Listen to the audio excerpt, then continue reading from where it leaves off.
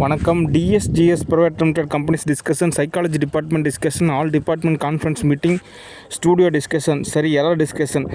சரி, ஆதிஸ்டங்கர் ஸ்டூடியோ பொறுத்த வரைக்கும் சோப்பனாங்கியோட பேரண்ட்ஸ் மேனகா சுரேஷும் சுரேஷ்குமாரும் அவங்க என்ன விதமான ஒரு மனநிலையில் இயங்குறாங்க அப்படின்னா, எங்கள் அப்பாவை விஜயகுமார் சீரியலில் புக் பண்ணேன். அவரு எவ்வளோ பெரிய ஆள் சீரியலில் புக் பண்ணியிருக்காங்க. அந்த பைத்தியக்காரனை வச்சு இந்த டைரக்டரை முடிச்சு போடலாம் அப்படின்னு அவங்க நினைக்கிறாங்க.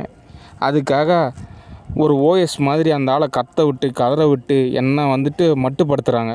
ஓகே, அது இல்லாமல் ஒரு யதார்த்த ரீதியாக ஒரு ஆத்ம ரீதியான ஒரு நிலைக்காக தான் நான் சொல்கிறேனே தவிர, மற்றபடி இனிய உளவாக இன்னாத குரல் கனியிருப்ப காய் கவர்ந்தற்று. அதாவது இனிய சொற்கள் இருக்கிறப்ப நம்ம ஏன் கசப்பான சொல்லை பயன்படுத்தணும்னு சொல்லிட்டு ஒரு நாகரிகமான ஒரு நூல்லே சொல்லியிருக்காங்க. ஓகே, ஆனால் இருந்தாலும் ஒரு ஆத்ம நிலையான ஒரு புரிதலுக்காகத்தான் நான் அப்படி சொல்கிறேன். ஓகே, அதனால் விஜயகுமார் பொறுத்த வரைக்கும் ஸ்டூடியோ நாட் அலோடு. ஓகே, அந்த கேரக்டரில் ரீப்ளேஸ் ஃபைல் யார், அது என்ன, இது என்ன அப்படின்ற அளவுக்கு ஒரு டைரக்டர் இருந்தாங்க அப்படின்னா அந்த டைரக்டர் எனக்கு தேவை கிடையாது. ஏன் அப்படின்னா இந்த மாதிரி விஷயத்தெல்லாம் நீங்களே புரிஞ்சுக்கணும். கேன்சல்னால் கேன்சல், அவ்வளோதான். ஓகே, அதனால் ஃபேமிலியை ஸ்டூடியோவில் கொண்டு வந்தாலே எரர் ஆகுதுன்றனால தான் நான் மட்டும் இன்வால்வ் ஆகிறது. ஓகே, அதனால் கேஷ் எவ்வளோ தேவைப்படுதோ அதை கொடுத்துர்லாம். ஆனால் நடிக்க வைக்கிறது, ஒரு வேலை கொடுக்குறது அப்படின்றதெல்லாம் எரர் ஏற்படுது. ஓகே, அதனால் இந்த சோப்பனாங்கியோட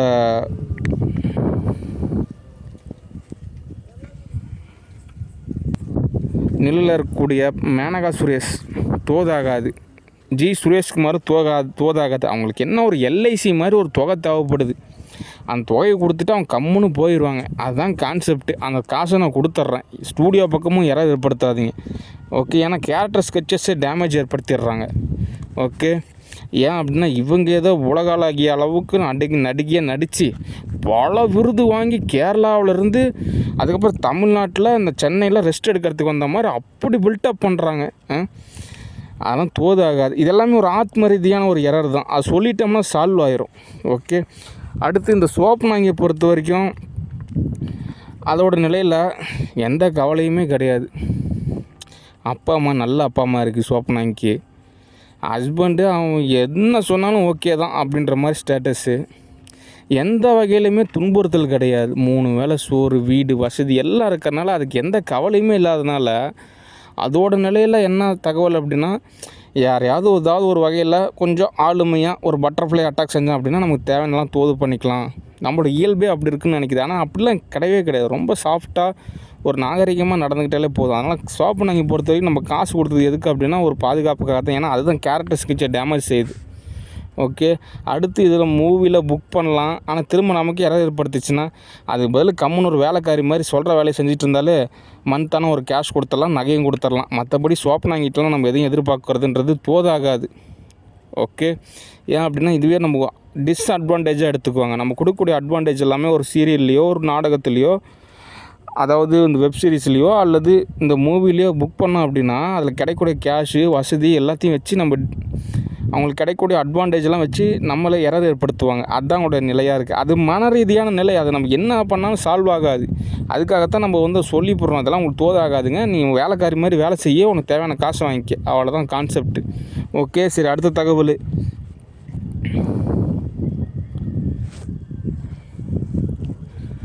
அடுத்து என்ன எரர் அப்படின்னா,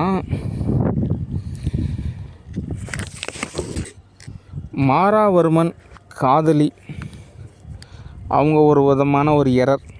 ஓகே, அது ஒரு பட்டர்ஃப்ளை எஃபெக்ட் மாதிரி. அதாவது இந்த பட்டர்ஃப்ளை எஃபெக்ட் அப்படின்றது ஒரு பட்டாம்பூச்சி இங்கே பறந்துச்சுன்னா நியூயார்க்கில் ஒரு அதிர்வு ஏற்படுமா. அது ஒரு விதமான தியரியான ஒரு கான்செப்ட்டு. அந்த வகையில் அவங்க இருக்கக்கூடிய ஒரு நிலையில் அது அப்படியே எரராக மாறிடுச்சு. ஆனால் என்ன தகவல் அப்படின்னா, ஷீல்டு செக்யூரிட்டி சர்வீஸை பொறுத்த வரைக்கும் இந்த சண்முகம் நல்லா இல்லைங்காமல் 1 லட்ச ரூபா சம்பாதிப்பா அப்படி மாதமானா.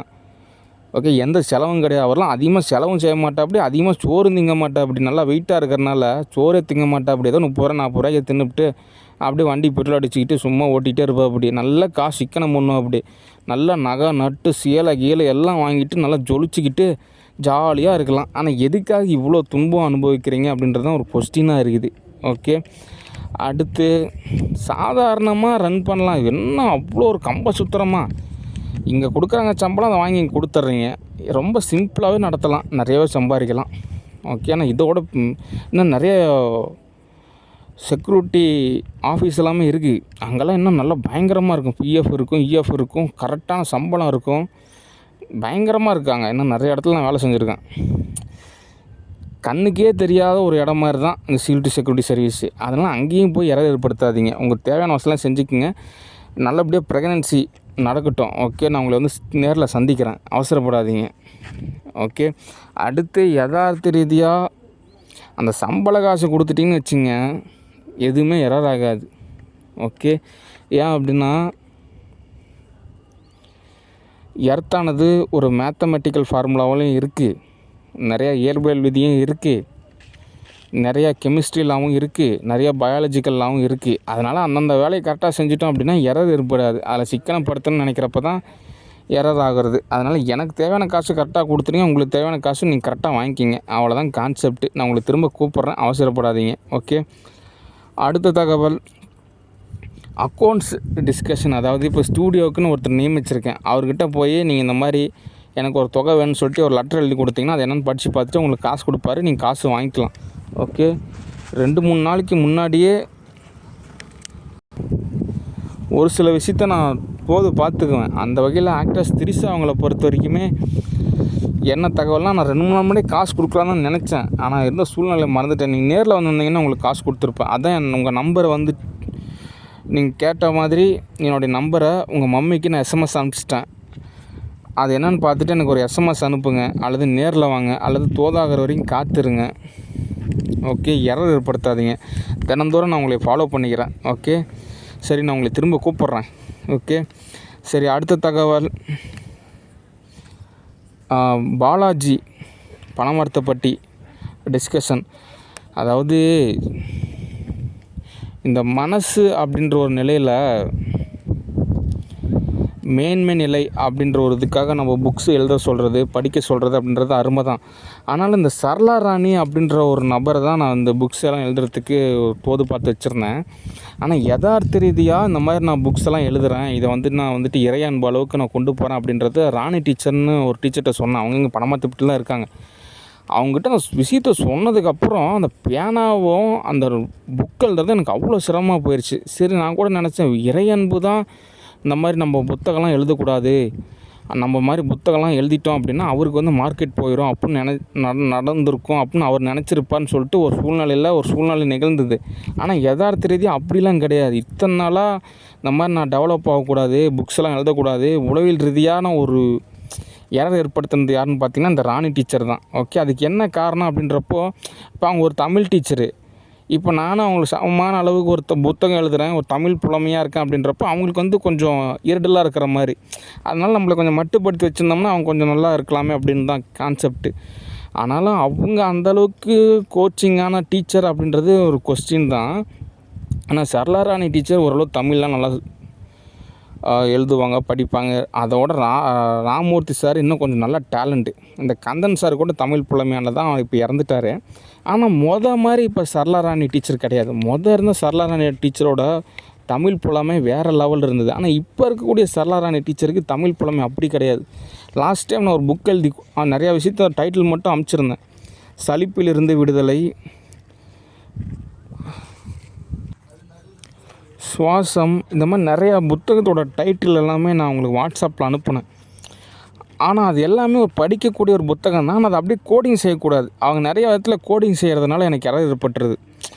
அவங்களோட இயல்பே அந்த மாதிரி தான் இருக்குது. அதுக்கு என்ன காரணம் அப்படின்னா, ஒரு சமமான அளவு இவங்க இருக்கக்கூடாது, ஓரளவு மட்டுப்படுத்தி தான் இருக்கணும், காசெல்லாம் இருக்கக்கூடாது, வறுமையில் தான் இருக்கணும், சோத்துக்கு திண்டாடணும், வேலைக்கு போனாலும் சரியாக வேலை செய்யக்கூடாது, காசுக்காக ரொம்ப சித்திரவதை அனுபவிக்கணும், இஎம்ஐக்காக போராடணும், இப்படிலாம் அவங்க உளவியல் ரீதியாக நினச்சிருக்காங்க. அவங்க மட்டும் தன்னோட நிலையில் கரெக்டாக புடவைக்கு வந்து அயர்ன் பண்ணணும், நல்லா 3 வேளை சாப்பிடணும், மாத சம்பளம் வாங்கணும், சீட்டு காசு போடணும், இந்த மாதிரி உணுப்பாக பிழைக்கிறதுன்ற ஒரு கான்செப்ட் இருக்குமே, அந்த மாதிரியான ஒரு கேரக்டர் தான். யதார்த்த ரீதியாக ப்ளஸ்ஸு மைனஸு அப்படிலாம் சொல்ல வரல. அவங்க ஒரு வேளை நான் நேசிக்கிறதெல்லாம் கேட்டாலும் கோடிக்கணக்கில் கேஷ் கொடுக்குறதுக்கு நான் ரெடியாக தான் இருக்கேன். ஆனால் யதார்த்த ரீதியான ஸ்டேட்டஸ் என்னவோ அதை நம்ம டிஸ்கஷன் செய்யணுமில்ல. இப்போவே நான் சும்மா ஃபோன் பண்ணுறேன்னு வச்சுங்க, என்ன சொல்லுவாங்க, நான் கொஞ்சம் வேலையாக இருக்கேன் அப்புறமேட்டு கூப்பிட்றேன்னு தான் அவங்களோட பதிலாக இருக்கும். ஓகே, அதனால் யதார்த்த ரீதியாக இதுதான் ஸ்டேட்டஸ்ஸு. ஆன்லைனில் தான் நம்மளுக்கு அப்படி இப்படி, ரியாலிட்டியெல்லாம் ஒரு ரெஸ்பெக்ட்டும் கிடையாது. அதனால் அவங்க இந்த நான் என்னுடைய எழுத்துக்கு எல்லாமே ஓரளவு தடையாக இருக்காங்க. அந்த தடையெல்லாம் கொஞ்சம் விலகிடுச்சுன்னு வச்சுங்க, நான் ஓரளவு எல்லாம் மூவ் பண்ணுவேன். ஓகே, இது யதார்த்த ரீதியாக உண்மை தான். கேரளாவோட சிஎம் பினராயி விஜயன் கூட கண்டுபிடிச்சி என்கிட்ட சொன்னாப்படி, அவங்க தான் உங்களுக்கு தடையாக இருக்காங்க அப்படின்னு. ஓகே, அந்த தடையை மட்டும் விலகணும். ஆனால் சரளா ராணி அவங்களோட தமிழ் புலமையான ஒரு நபர் யாருன்னா பாலாஜி, அவர் தான். ஓகே, அதனால் பாலாஜி அவர்களே, நம்ம நிறைய புக்ஸ் எழுதலாம். ஓகே, அவ்வளோதான். ஒரு புக்கை நான் எழுதிட்டேன், அது இன்னும் 2-3 நாளில் கொண்டு வந்து தரேன். இன்னொரு கவிதை புக் இருக்குது, அதில் 2-3 பக்கம் எழுதாமல் இருக்குது. அப்புறம் நிறையா கதைகள் எழுதலான் இருக்கேன். எங்கே மனசை போட்டு வருத்தி கொடுமைப்படுத்துகிறாங்க என்ன, அதனால தான் ஒரு ரிலாக்ஸாக எழுதுறதுன்றது எனக்கு கொஞ்சம் சிரமமாக இருக்குது. ஓகே, மற்றபடி எல்லாமே அமைச்சு தரேன். ஓகே, சரி, நான் உங்களை திரும்ப கூப்பிட்றேன்.